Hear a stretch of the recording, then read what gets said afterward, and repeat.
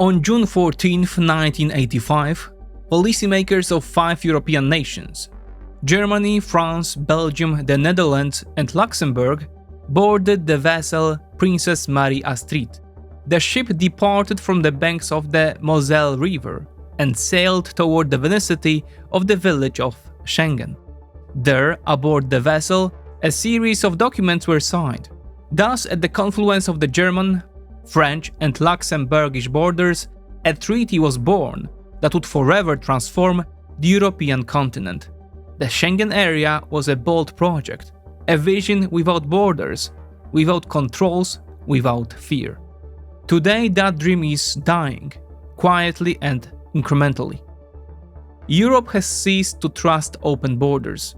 Already 12 out of 27 EU member states have reinstated controls at the zone's internal frontiers, from Austria through France, Sweden and Poland to Germany itself. Schengen has become a facade. Not long ago, analysts estimated that its collapse would cost Europe as much as 1.3 trillion euros over a decade. Today, that scenario is becoming reality. Why? Germany, a nation regarded as rational and predictable, opened its borders to over 1 million refugees without verifying who was arriving or why. The welfare system has become overwhelmed. Inter-neighborly relations have deteriorated. Social sentiment has radicalized, and the AfD has gained considerable strength. This is the story of a broken dream and a moral power that has foundered amid successive crises. It is also about how easily one can destroy what took decades to build. Will the Schengen area survive the greatest test in its history?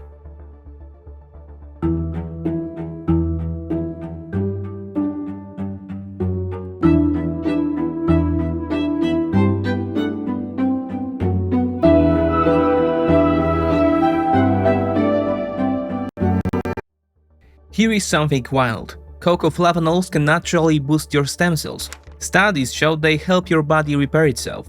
Heart, skin, joints, liver, wherever it's needed.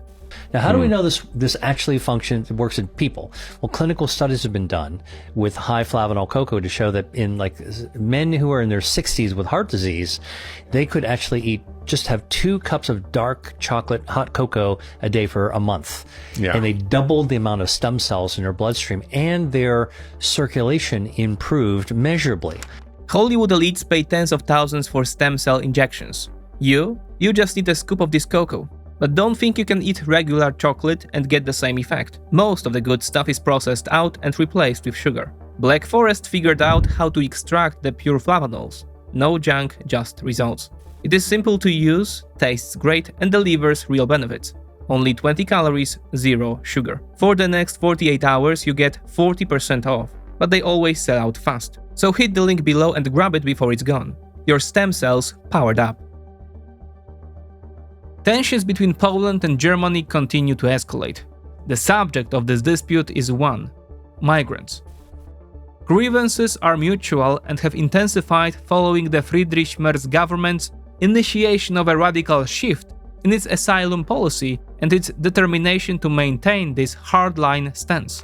This ultimately compelled the Polish government to respond symmetrically, and as of July 7, 2025, Poland has also introduced temporary controls at its borders with Germany and Lithuania, refusing to admit illegal migrants onto its territory.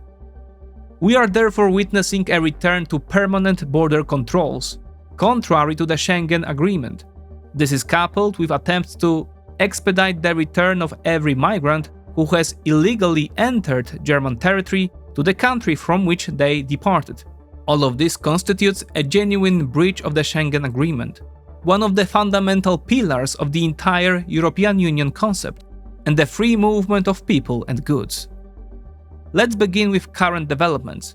What is the essence of the Polish-German dispute? The German view on this issue is illustrated by a June report from the RBB24 portal. Berlin and Brandenburg plan more returns to Poland, but what awaits refugees there? Many report violence, humiliation, and a system that deters rather than protects. says RBB24. Cited evidence includes an open letter from migrants into the Dublin Centrum in Eisenhüttenstadt. They claim that after crossing from Belarus into Poland, they were beaten, attacked by dogs, and denied the chance to apply for asylum, forcing them to seek protection in Germany. Crucially, they wanted German public opinion to notice. Under Friedrich Merz's selection and deportation system, the Federal Office for Migration and Refugees first checks whether an individual is a, quote, Dublin case, i.e. must apply for asylum in the first EU country entered. If so, they are placed into a Dublin Centrum pending deportation. Two exist so far in Hamburg and Eisenhüttenstadt. The latter sends most returns to Poland. The issue is that most migrants aim for Germany from the start, drawn by its asylum and welfare systems. They refuse to return to Poland and try to avoid deportation, supported by German NGOs, courts and media. Many avoid Dublin Centrum facilities entirely. Brandenburg's Interior Minister, René Wilke, estimates that up to 1/3 of migrants hide from authorities to escape placement and deportation. Poland, in turn, is not aiding German deportation efforts. As reported by RBB24, refugees complain of discrimination and poor conditions in Polish centers. Remote locations, just 18 euros in monthly pocket money, and limited outside contact. In March 2025, Donald Tusk's government suspended asylum application processing at the Belarusian border, pushing migrants further west. The result: of 61 people at the Eisenhüttenstadt Dublin Centrum, only 3 have been deported to Poland. Most cases are blocked by German courts, complicating Friedrich Merz's efforts. The culmination was the case of 3 Somalis detained on May 9th in Frankfurt an der Oder. Although they were immediately returned to Poland, the Berlin Administrative Court suspended the decision, ruling that the full Dublin procedure had not been conducted. Merz announced the continuation of his policy of turning back migrants, though, as he stipulated, within the framework of European law. Meanwhile, concerns are growing in Poland that Germany will carry out mass migrant deportations. In response, grassroots citizen patrols have formed to monitor crossings and counteract these actions. According to Gazeta Wyborcza, in late June 2025, over 2,000 people joined the initiative in 2 days. That evening, 300 volunteers gathered in Lubieszyn. Spontaneous watchtowers appeared, and football supporters from Pogoń Szczecin and Flota Świnoujście blocked streets. Footage of patrols and German police allegedly pushing migrants back has flooded the internet. Similar tensions flared in 2024, prompting a strong response from the Polish government. Prime Minister Donald Tusk promised an investigation. Today, social unrest is rising again, energizing anti-migrant parties. However, Berlin's actions are meeting resistance not only from Warsaw. Under the Dublin Convention, Germany attempted to transfer nearly 13,000 individuals to Italy in 2024. Giorgia Meloni's government effectively sabotaged these efforts. Ultimately, only 3 migrants were returned. In December 2024, the Court of Justice of the European Union ruled that Italy cannot unilaterally suspend Dublin rules without legally valid justification. This has not, however, altered Rome's position. Austria has adopted a similar stance. Its Interior Minister, Gerhard Karner, announced in September 2024 that the country would not accept migrants from Germany. Additionally, he declared the turning back of migrants at border controls to be impermissible. Meanwhile, Germany continues to maintain controls at the Austrian border, despite the fact that under the Schengen Treaty, they should last a maximum of 2 years in exceptional cases. Luxembourg, for its part, filed a complaint with the European Commission against Germany in February this year for maintaining permanent border controls contrary to the Schengen Agreement. Interior Minister Leon Gloden explained that the controls cause enormous traffic jams, both on highways and smaller bridges across the Moselle, which 55,000 cross-border workers use daily. In July, Luxembourg's foreign ministry announced that the country had ceased accepting migrants turned back by German border guards. The French have also criticized German actions. The gigantic traffic jams generated by meticulous controls are very difficult for French people forced to commute to work, warned the France Info portal on June 14, 2025. In the Grand Est region, disruptions affect 48,000 cross-border workers. In their defense, Strasbourg mayor Jean Berseguian and German Kehl mayor Wolfram Britz wrote a joint letter to Chancellor Merz, but received no response. The French government has also failed to react. President Macron refrains from criticizing Germany, particularly since he himself restored controls from November 1, 2024, at borders with 6 Schengen countries, subsequently extending them until the end of October 2025. Paris and Berlin are not isolated in their actions. Despite the European Commission's position that, quote, the introduction of border controls at internal borders should be used as a last resort, in practice, as of today, 12 out of 27 EU countries plus 2 non-EU countries have restored border controls at the zone's internal frontiers. We can see them on the map. Naturally, in accordance with the treaty, they have done so for a specified period, providing an end date for the controls. However, this is all a charade. The dates are subsequently extended. All of this causes the Schengen area itself to become a facade.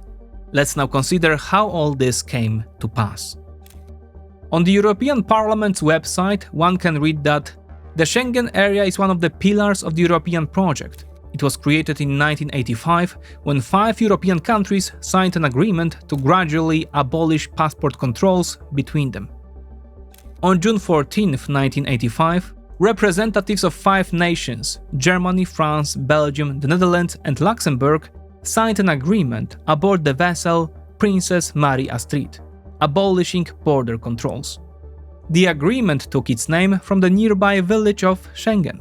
The accord gave birth to the Schengen area, and its implementing convention entered into force in 1990. Since 1999, the zone has been part of EU law.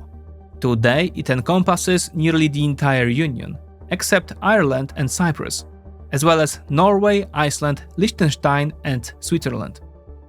10 years ago, at the beginning of the migration crisis, the European Parliament commissioned an analysis of the potential consequences of suspending the Schengen Agreement.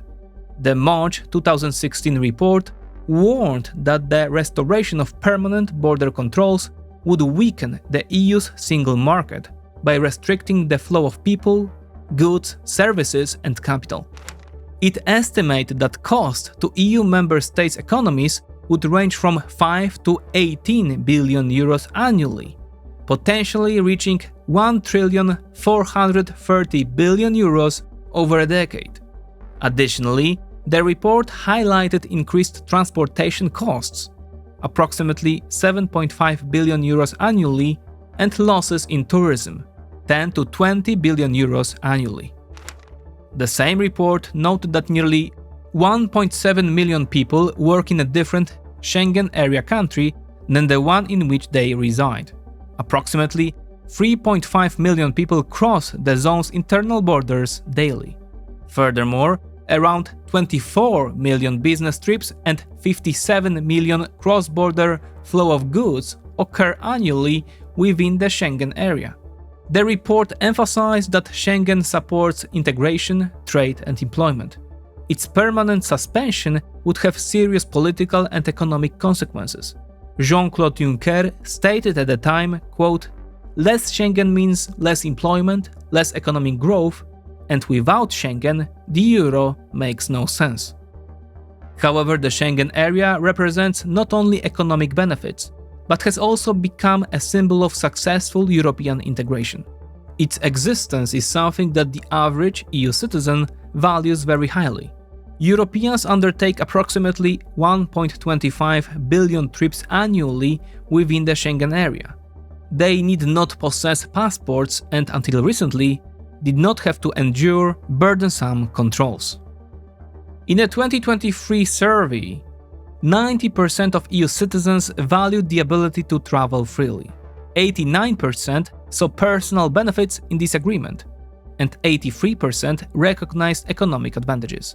According to Eurobarometer, the area without borders ranks second only to peace in Europe as a benefit of EU membership. The potential collapse of the Schengen area would therefore carry not only economic consequences, it would also represent a symbolic return to the past. Borders, queues, controls, realities that younger generations have not experienced. It would also signal that the integration process is no longer inevitable. Faced with intense migration and social pressure, politicians are responding often contrary to common principles. When national interests begin to dominate, the Union ceases to be a community of values and becomes an arena for unilateral actions. Governments that ignore citizens' concerns risk losing power to forces that better interpret social sentiment.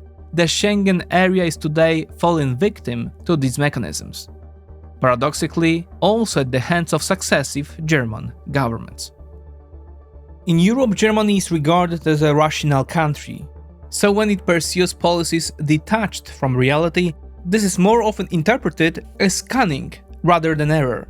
Meanwhile, German politics is governed by consensus.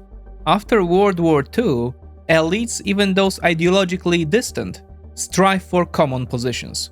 Once they develop such positions, debate subsides, and the government implements agreements despite changing circumstances. A good example is the elimination of nuclear energy, a decision maintained despite energy crises, recession, and declining competitiveness. Consensus proved stronger than facts. Another consensus achieved by all mainstream parties in Germany in the first decade of the 21st century was a shift in migration policy. The signal that this was approaching came in a 2000 speech by Otto Schily, Interior Minister in Chancellor Gerhard Schröder government. He announced that the Federal Republic of Germany was an immigration country and needed immigrants on its territory, which would require changing the entire existing policy. This opening was accompanied by a policy of multiculturalism, assuming peaceful coexistence of many cultures. Migrants were guaranteed the right to live according to their own cultural convictions, and so the 2005 immigration law, Zuwanderungsgesetz, introduced an integration model based on mutual adaptation between local and incoming communities. Meanwhile, Angela Merkel took the next step. The consensus was codified in the 2013 CDU-CSU-SPD coalition agreement. It emphasized the importance of a culture of welcome and recognition, integration of newcomers, openness to economic migration from the EU, and ensuring protection from those arriving for humanitarian reasons. When war broke out in Syria and other conflicts erupted in the Middle East in 2015, a wave of refugees headed for Europe. 1.2 million asylum applications were filed. Refugees arrived primarily from war-torn countries, Syria, Iraq, and Afghanistan. In August 2015, Greek Prime Minister Alexis Tsipras was the first to appeal for help from other EU countries, with Italy soon following. In response, Chancellor Angela Merkel, without consulting partners, not even French President François Hollande, decided to admit all migrants who had reached Europe into Germany. This decision was made unilaterally, without documentation or protocols, which is unprecedented given its scale and significance. However, Merkel could afford to do this because she did not violate the political consensus, while simultaneously aligning with the German philosophy of conducting policy based on morality and values. Her approach was symbolized by the slogan "Wir schaffen das," "We can do it," words that entered history. Her decision was moral and image-driven. Germany, which had reckoned with its criminal past, was now to be a country that placed human rights first. Initially, Merkel's decision sparked media enthusiasm. BBC European editor Gawain Hewitt wrote on September 8, 2015, quote, "In the face of the migration crisis, Germany has shown moral leadership and shown great kindness to refugees." He added admiringly, "In few European countries would refugees be welcomed with the cry, 'Say it loud, say it clear, refugees are welcome here.'" But admiration for Merkel quickly gave way to fear that her decision would encourage migrants from across the Third World to head to Europe. By the end of 2015, the EU began negotiations with Turkey to block migration routes from the Middle East, in exchange for EU money. The agreement was signed in March 2016. In Germany, the culture of welcome proved ineffective in integrating migrants, despite favorable economic conditions and 1.2 million job vacancies, including 160,000 in factories. Refugees did not take up employment. According to 2020 research, 64% of arrivals from the migration crisis period had not found employment. Meanwhile, the media, after initial restraint, increasingly reported serious crimes committed by refugees: rapes, robberies, murders. This was confirmed by German Interior Ministry. In 2016, police recorded 214,000 crimes involving migrants, including over 440 murders and attempted murders. As with the elimination of nuclear energy, German political consensus and far-reaching integration plans collided with reality. No one had anticipated who constituted the million-plus wave of migrants flowing into Germany. Most were refugees from Syria, Afghanistan and Iraq, as well as migrants from Pakistan, Bangladesh and African countries. Over half were people aged 18-34, with children comprising only a few percent. A full 73% of applicants were men, 80% among Afghans, and even 97% among arrivals from Gambia or Bangladesh. Hundreds of thousands of young men without education arrived in Germany, often unaccustomed to work but shaped by war and violence. Although mainstream media did not emphasize this, hostility towards foreigners was growing. Merkel recognized this problem. In September 2016, she attempted to persuade heads of major companies in Germany to employ refugees. "Everyone will benefit," she said. However, the initiative yielded no results, and migration policy began to be quietly corrected. Chancellor Merkel's government adopted two asylum packages. Asylpaket 1 contained a list of countries deemed safe. Arrivals from these countries were not treated as refugees and could be deported. Asylpaket 2 restricted the right to family reunification and introduced accelerated deportation procedures. However, these measures could not halt the political changes triggered by the migration crisis. At the beginning of 2016, the Alternative für Deutschland achieved double-digit polling results for the first time, surpassing the Greens and becoming the third political force after CDU, CSU and SPD. For context, in April 2025, the AfD achieved its highest polling result ever, becoming the most popular party in Germany. In June, it was second, only behind CDU-CSU. In 2016, mainstream parties adopted a strategy of isolating the AfD, but the migration policy they pursued, created in entirely different circumstances, only strengthened it. It was precisely through this issue that the AfD gained voters and grew in strength. Simultaneously, Berlin's policy since 2015 became a constant test for the Schengen area, subjecting it to migration pressure and mounting anxiety. Under this pressure, Schengen began to fracture. Migration problems began to plague the Schengen area even before the 2015 crisis. Already in 2011, approximately 50,000 illegal migrants, mainly from Africa, reached Italy. Prime Minister Berlusconi issued them temporary documents, expecting they would move on. France responded by restoring controls at the border with Italy, while Denmark introduced controls at borders with Sweden and Germany. Paris and Copenhagen demanded changes to the Schengen Agreement to enable states to act independently. And so in 2013, the rules were liberalized. Exceptional circumstances were still required, threat to order or security, but the possibility of responding to terrorist attacks, serious crimes, or prolonged deficits in EU external border control was added. 2 years later, the migration crisis erupted, which in autumn 2015 shook the Schengen area. An IFOP poll published by Le Figaro showed that a majority of citizens in surveyed countries favored its abolition. 67% of French, 63% of British, 56% of Italians, and 53% of Germans. Yet the greatest consequence of changing social attitudes proved to be the Brexit referendum of June 23, 2016. A majority of Britons voted for closing borders and leaving the Union. This demonstrated how uncontrolled waves of migrants could affect not only the Schengen area, but the entire community. Somewhat earlier, in March 2016, the EU-Turkey agreement was signed at Berlin's initiative. In exchange for EU funds, Ankara committed to keeping migrants on its territory. So much for moral politics.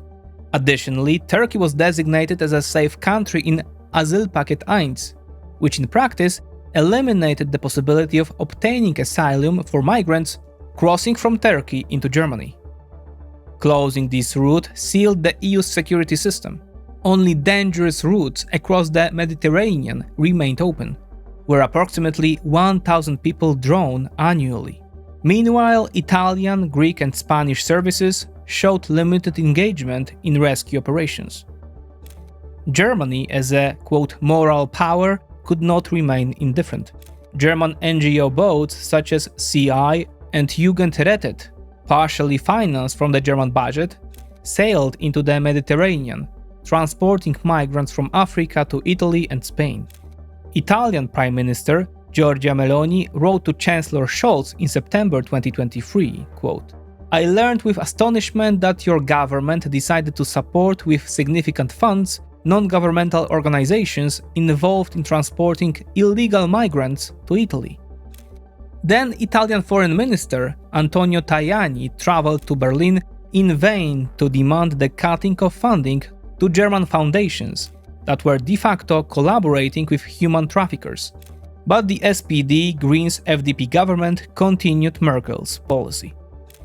German politicians readily criticized other EU states as well.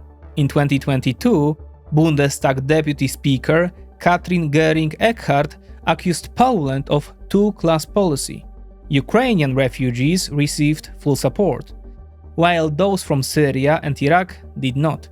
The fact that they were instruments of Belarus' hybrid warfare, conducted by Lukashenko and Putin, was omitted.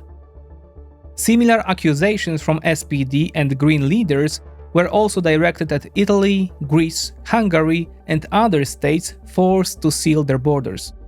Yet they disregarded the sentiments of Germans themselves.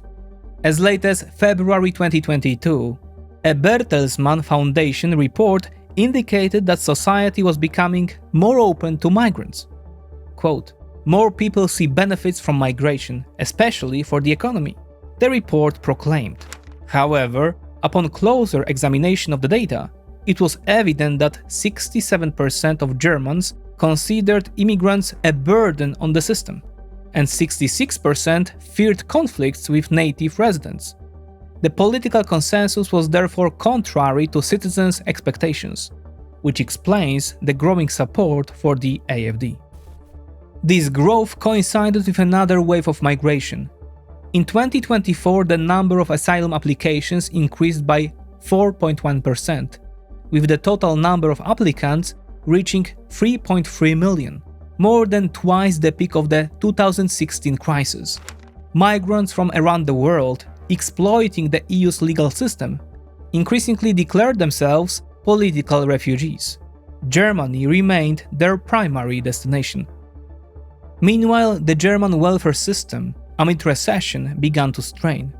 The Federal Office for Migration continued to distribute arrivals to states proportionally to population, By the end of 2022, Thuringia, Bavaria and Saxony began refusing to accept additional refugees, a trend that quickly spread.